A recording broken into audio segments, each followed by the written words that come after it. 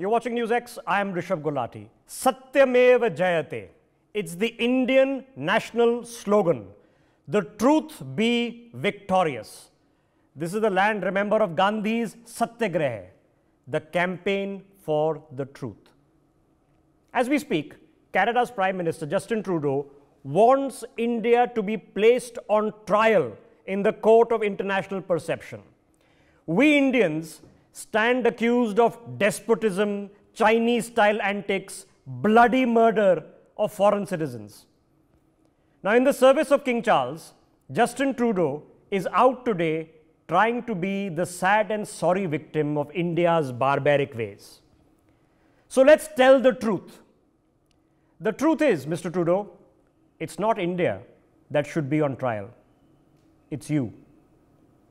Let's start with the truth, Exhibit 1, on your screens now. This, ladies and gentlemen, is the last known photograph taken in London of the Boeing 747-237B carrying the registration VTEFO, also known as the Emperor Kanishka, flight AI-182. This photograph was taken on the 10th of June, 1985. It was the first 747 that Air India operated. Just 2 weeks later, on the 23rd of June, this plane took off from London, destination Montreal. About 190 kilometers from the coast of Ireland at a height of 31,000 feet, it was blown up. Let's have a look at what happened. By the time the British ships reached, this is what they had found. Bodies, strewn wreckage. Have a look at it. There were no survivors. 329 people died, of which 268 were Canadians, 27 were British, and 24 were Indians. It was the worst terror attack in the world until 9/11. These were the bodies as they were disembarked in Cork after recovery by British naval personnel. Now, this is another photograph. This is the Narita airport in Japan. Because what many of us have forgotten, that the Khalistanis who masterminded Kanishka didn't plant bombs on just one aircraft. They planted bombs on 2 aircraft. This was in Japan. It was Air India Flight 301. But they bungled the timings, so it blew up. The bomb blew up before takeoff. It killed 2 Japanese baggage handlers. This was what was inside Narita airport at that point of time of the aftermath. The terrorist logic was that have a redundancy. If you put 2 bombs, at least one will bring down a plane. Unfortunately, they were right. This is the wreckage being recovered of the fuselage from the Atlantic. That's a section of the floorboard. This is when the wreckage was put together. Have a look at this for investigations in the worst terror attack until 9/11. This is when they put together the front part, the top half of the 747. You can see some of the windows still closed. People would have been eating, some would have been sleeping before they died instantaneously. This was when the National Transportation Safety Board from the US was brought in to assist the Canadian and the British investigations. And they recreated the aircraft fuselage from the recovery of the various parts of the wreckage. Have a look at this. The entire plane was in smithereens. And these were the victims. Here are the families. This is a photograph from 1985. Grieving families then, laying Shraddhanjali to their lost loved ones. Here's another photograph at the 10th anniversary of Kanishka because justice was never served. The family is still weeping. Here's another photograph, and one of my former colleagues, Anirudh, wrote this article in Hindustan Times. This is June 2023, just a couple of months ago. a gentleman in the orange coat is Bal Gupta. He's the chairperson of the Association for the Kanishka victims' families. He lost his wife in the tragedy. He's there at the memorial that was created just a couple of months ago. Once again, why is he there? Because justice was never served. Why not? Why was justice never served? Have a look at this individual on your screens. He was the end result of a shameful, blasphemous cover-up where 4 masterminds of the bombings all went off scot-free. This is Ripumadan Singh Malik. He went to Canada in 1972. Malik was a multi-millionaire businessman. He had close ties with the Babbar Khalsa. He was accused of having masterminded the construction of the bombs, paying for them, fundraising for the entire operation. He walked away after a botched up investigation. Look at the big smile on his face. 300 people died in the worst terror attack till 9/11. This man was the Osama bin Laden of the day. And look at him smiling, walking away. He died in 2022, shot in his car. Here's another photograph now on your screens. Have a look at this. Another big smile. This, ladies and gentlemen, wearing his bandoliers and carrying his Kalashnikovs, looks like a very peaceful chap, no? This is Talvinder Singh Parmar, the other mastermind who walked away scot-free from the trial. This man had a rap sheet of murders and assassinations longer than the distance between Montreal and London from where the flight took off. He ran the Babbar Khalsa from Canada. When he was finally arrested in Germany, he was extradited to Canada, not India. A grade A terrorist criminal, and they couldn't convict him. And here's another part of the truth. This is a poster of the same chap Parmar that was put up at a rally in Canada just a few years ago. This is a photograph of a float that was carried out in his name just a few years ago. And guess who was there at the rally celebrating Parmar? Here is an article. Can we have the full screen, please?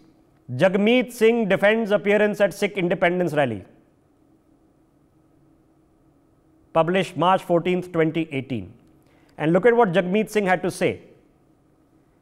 In an interview with CBC's Terry Milewski, Singh refused to denounce extremists within Canada's Sikh community who glorify Talvinder Singh Parmar, widely recognized as the mastermind behind the Air India bombing that left 329 people dead, 268 of them Canadians. When asked him specifically about Parmar, Singh said this, and I quote, "I don't know who's responsible, but I think we need to find out who's responsible. We need to make sure that the investigation results in a conviction of somebody who's actually responsible. 2 inquiries have concluded Parmar was the chief terrorist behind the bombing, full stop." In 2018, Mr. Jagmeet Singh did not know who was culpable for the worst ever terror attack in the world that happened in 1985, a few months before I was born. In 30 plus years, after having so many commissions of inquiry, including a commission of inquiry that was conducted by a Canadian justice, John Major, this man didn't know. He subsequently later on changed his statement. This, ladies and gentlemen, on your screens, is another person who was part of the masterminds. Ajay Singh Bagri. He was Parmar's number 2. He was a key fundraiser in the Kanishka bombings. He also walked away scot-free. In fact, he sued the Canadian state for his trial. Bagri became infamous in Canada for his speech threatening not to rest until he had killed 50,000 Hindus. This is the free speech of Canada. He is there standing, accompanied by his daughter. And the only man they convicted, another man with a big smile on his face. This is Inderjeet Singh Rayat. Rayat, ladies and gentlemen, constructed the bombs. He went and he lied so much before the court that the Canadian judge had to put him on another trial for perjury. believe it or not. And he pled guilty, but what did he plead guilty to? Terrorism charges for blowing up an aircraft, killing 329 people? No, he pled guilty to manslaughter. Now, this man, he was also accused of the murder of Tara Singh Hayer, who was a Sikh journalist in Canada, who spoke against the bombings, who was shot in 1998. Rayat was released on bail in 2008, conviction 2005, released on bail in 2008, just 3 years after the conviction, and he was declared a free man in 2017.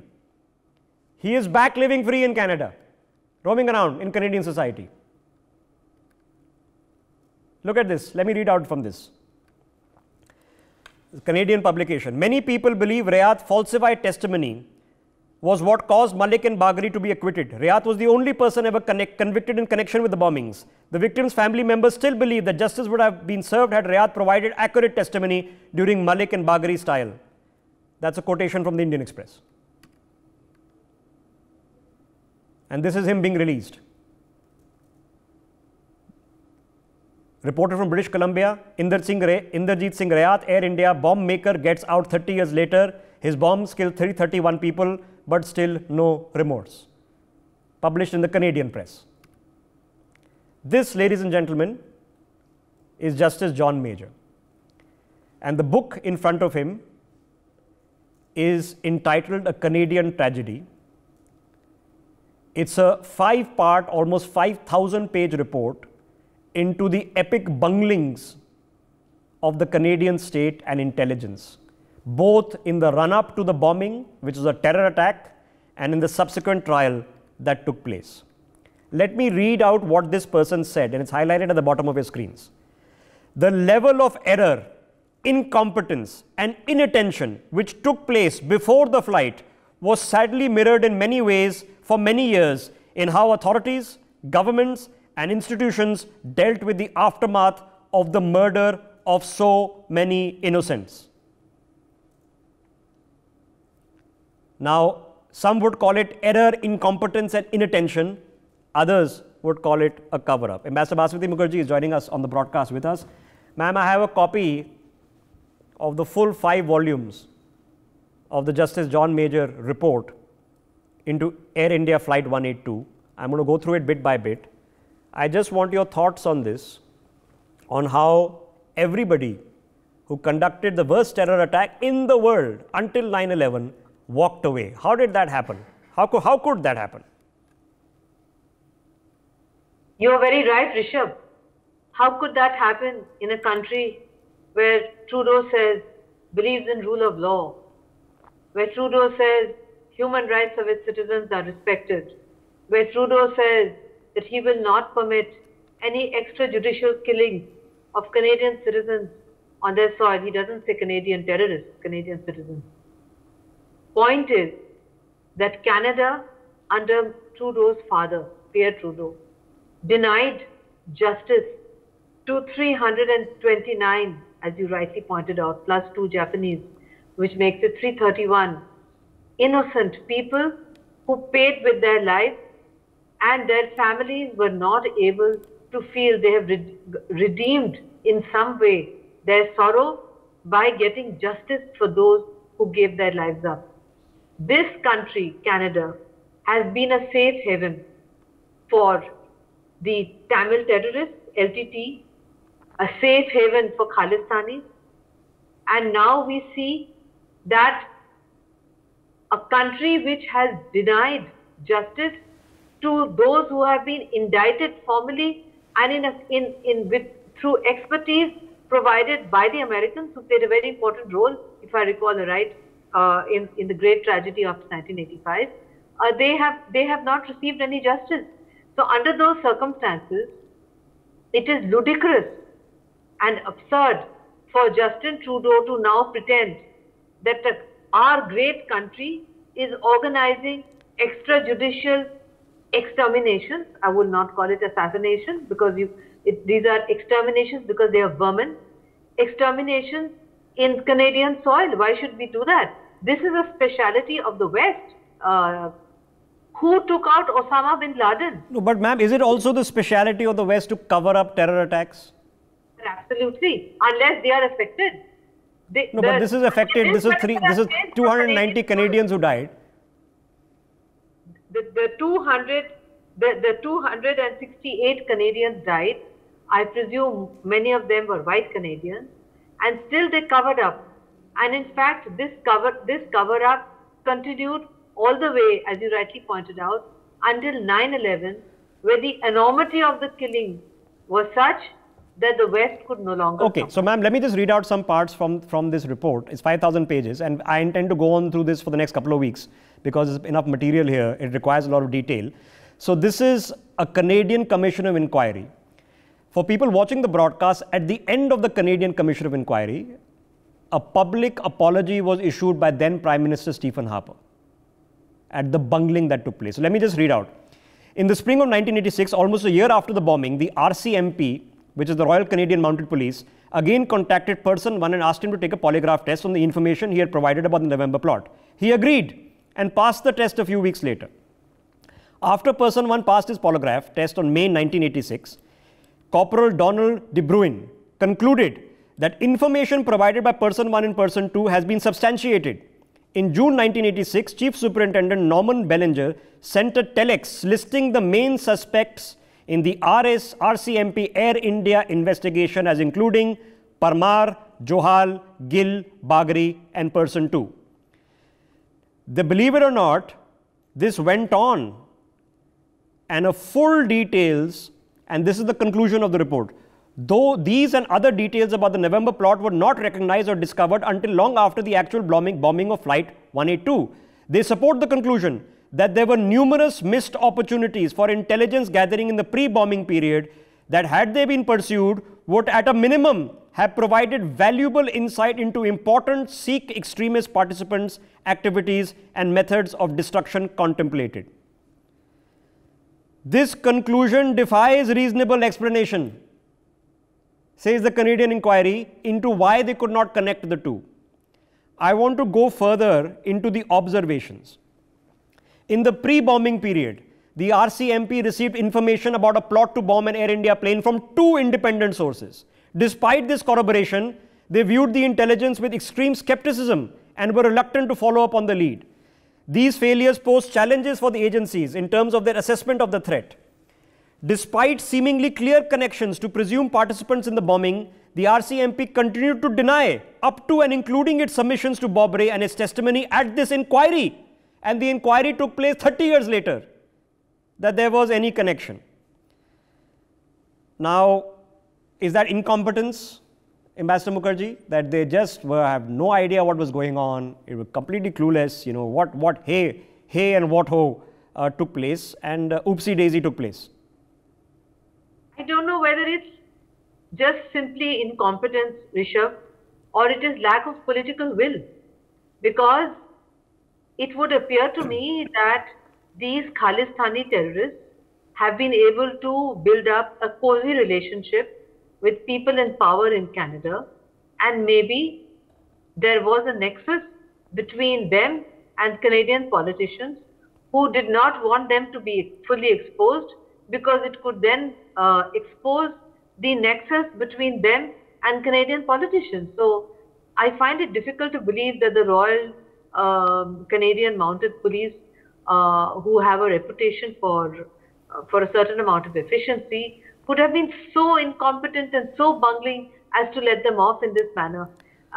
In fact, it is positively scandalous that so many years after this tragedy, the families still gather during the anniversary every single year. Because no one was convicted. Imagine if Kasab had walked free. Imagine if Osama had been put on trial and walked free because they couldn't convict him. Now here is the main guy, Parmar, the leader of the Babbar Khalsa, who ran Babbar Khalsa from Canada. Okay, known terrorist, long list of a rap sheet of murders, assassinations, terrorist activities. You've seen his photograph with the Kalashnikovs and the bandoliers. Okay, when he was extradited from Germany to Canada, there was a pending arrest warrant from July 16th, 1984.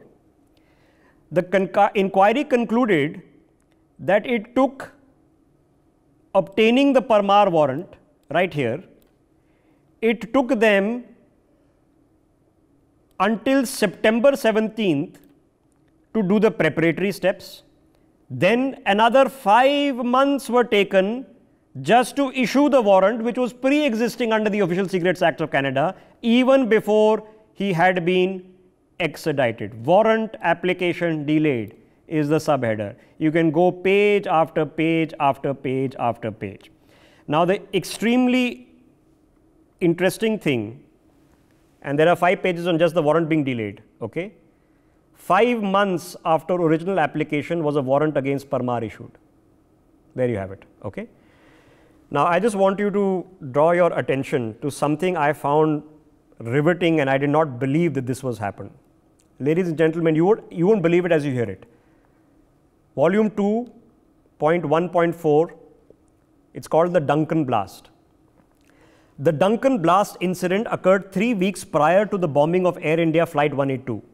2 CSIS, which is the Canadian Intelligence Surveillance, followed Talvinder Singh Parmar, Inderjeet Singh Rayat, and a third unidentified person into the woods near Duncan in British Columbia, where they heard a large explosion. The senior surveillant believed it was the sound of a gun being discharged, although the younger surveillant thought it was to be a much greater noise that literally lifted her out of her car seat. A cursory search of the area was fruitless. Parmar and Rayat were allowed to continue on their way, and the third person was never identified. The issue of this person's identity continues to be a major line of investigation 30 years later. So, believe it or not, I did not know this. Believe it or not, Parmar and Rayat, the Rayat was the bomb maker, Parmar was the chief financier. Parmar and Rayat got into a car, drove to the woods, they conducted a test explosion to see if their bombs were working. They were being followed by Canadian intelligence, who let them continue on their way. Ambassador Mukherjee, they conducted, forget recce, they conducted a trial.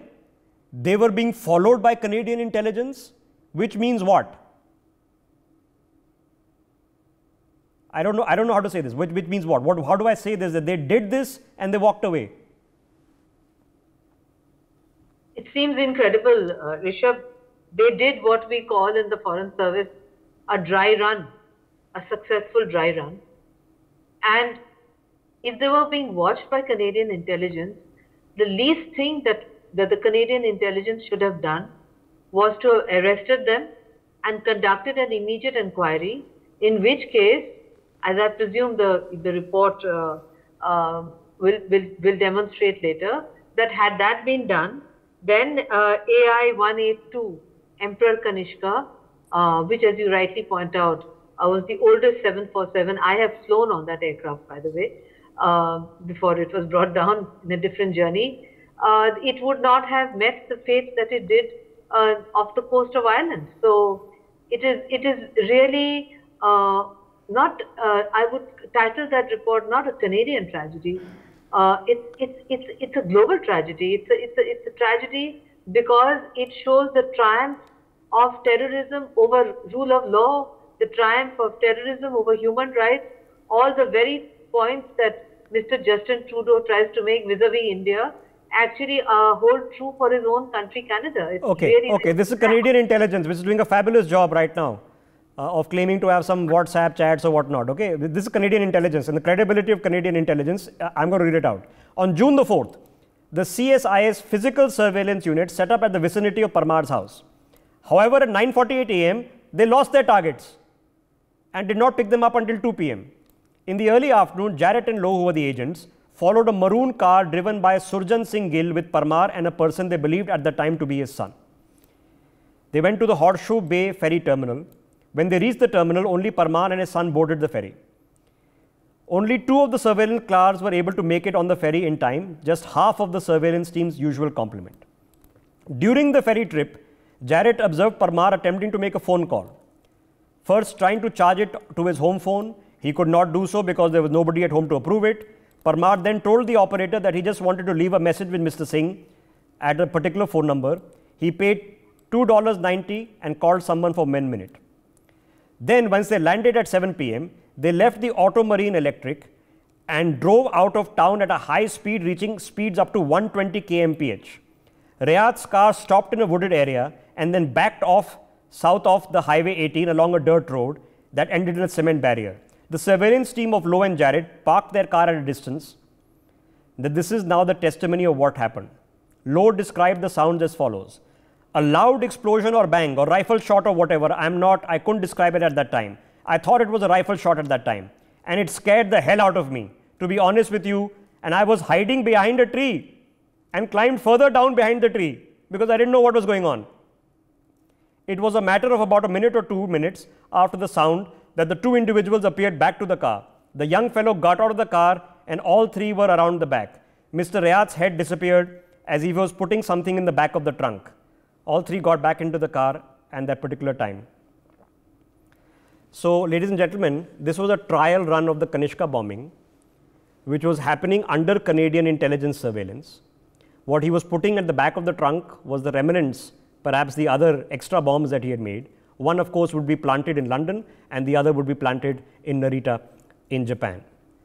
They were very methodical. They were being followed. They were being pursued. And this is before the bombing took place. Over the next few weeks, I'm going to go through what happened once the bombing took place. I just want to quickly touch upon a couple of more things.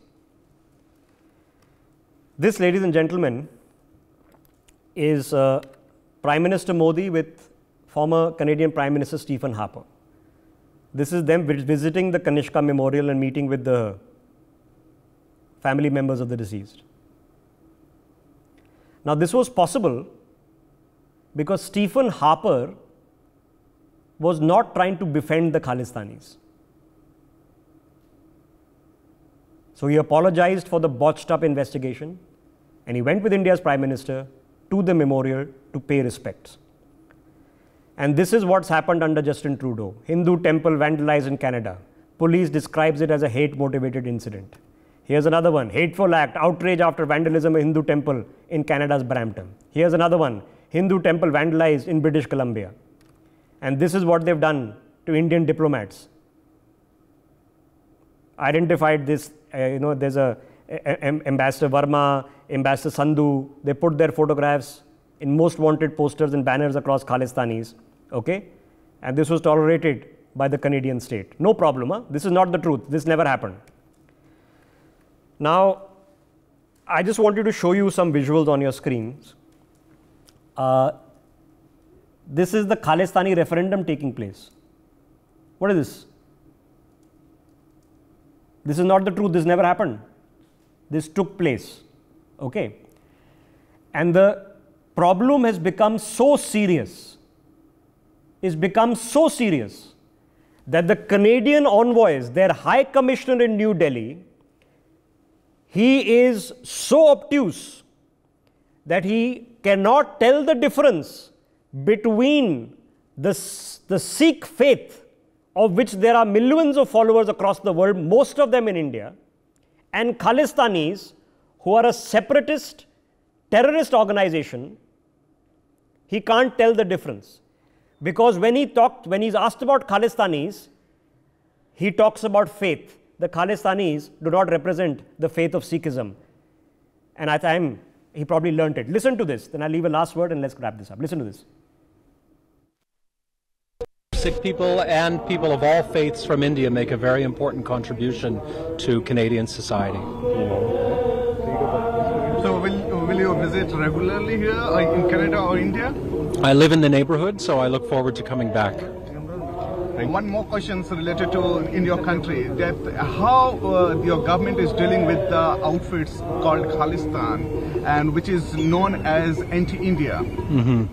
Well, in Canada, we love people of all faiths. So any action against the Khalistani outfits? All faiths are welcome in Canada. Any comments on referendum they called? All faiths are welcome in Canada. Ma'am, what happens when Canadian officials of the state, when asked about any action on Khalistanis, and the response is all faiths are welcome in Canada, but what about the Khalistanis? All faiths are welcome in Canada. How disconnected they are from the reality that Sikhism is a religion, it's a faith, and Khalistanism does not represent Sikhism. Ambassador Mukherjee. He's truly to be pitied if he is the Canadian High Commissioner here and he hasn't figured that out. I think the word obtuse is too gentle a word for him. He's truly to be pitied. He's a pitiable character. He does not understand that India is a country where all faiths are respected. I can't speak about Canada. India is a country which makes a distinction between faith and fundamentalists. He as a Canadian and as the High Commissioner here does not understand that the Khalistanis are a minuscule proportion of fundamentalists who have been nurtured and sheltered in his country and who one day surely will bite the hand that feeds them. When that happens, I do hope he will be less obtuse, and in the meantime, I hope he benefits from whatever limited time he has in India, because I don't think he has much time here, to perhaps educate himself on what respect for all faiths mean in an Indian context. Well, the second time he was questioned by the press outside the MEA, he was busy slamming the car door in their faces. So not very attuned to answering uncomfortable questions. That's pretty obvious from the Canadian establishment. Ladies and gentlemen, I'm concluding this introductory part into the Kanishka files with a brief overview. It's a massive report which we're going to spend the next few weeks delving into and getting to the bottom of it. Because the truth is, the Canadians and their establishment did not serve justice because they put no one on trial, and today they seek to put India on trial to cover up their own failures and the snakes in the backyard that they've grown up. And as a Punjabi, I can say, do it, assi bhi dikh lange. Sat Sri Akal. For more such videos, subscribe to the NewsX YouTube channel, hit the bell icon. For more such videos, subscribe to the NewsX YouTube channel, hit the bell icon.